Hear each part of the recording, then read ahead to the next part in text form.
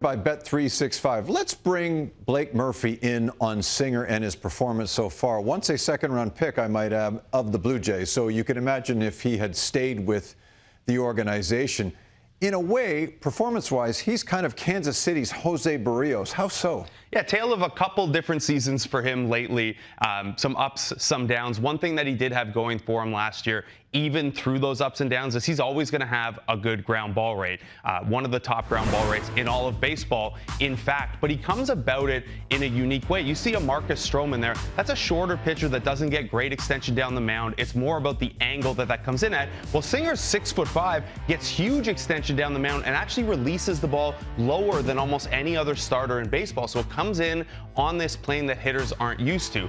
Now, why isn't that effective if he's getting 58% ground balls? Well, prior to this year, he didn't really have a four-seam fastball to play off of it. If your sinker's only 92 and guys can sit on it, you need something to counter off of that. What he's been able to do this year is add a four-seamer, cut back on that sinker usage, and you can see from these heat maps, that changes the hitter's eye level, changes the amount of plate they have to cover, and when they have to think, hey, sinker or four-seamer, that better sets up what is a pretty good slider. That's a slider that hitters right now are swinging and missing at on almost 40% of their swings. You also see here, he's throwing this against lefties too. Normally a righty isn't going to want to throw that slider at heavy volume to lefties. Singer's very comfortable using that to either side hitter, so he's got a little more versatility than when we last saw him. And his performance has led the Royals to an impressive one-loss record. But how do we rate that based on the fact that historically they're in a bit of a weak division? Yeah, he's had two starts against a team in the Chicago White Sox that hit Kevin Pillar cleanup and Paul DeJong sixth. So there is a grain of salt here.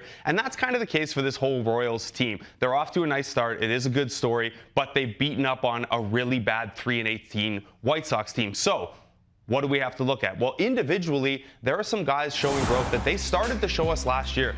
The Royals had the second biggest jump in second half offense last season, so they started showing us this a little bit last year. Bobby Witt Jr. is obviously Bobby Witt Jr. He is a superstar in the making if he's not one already. Vinny Pasquantino has a terrific approach. Nelson Velasquez, some holes in the swing, but big power there.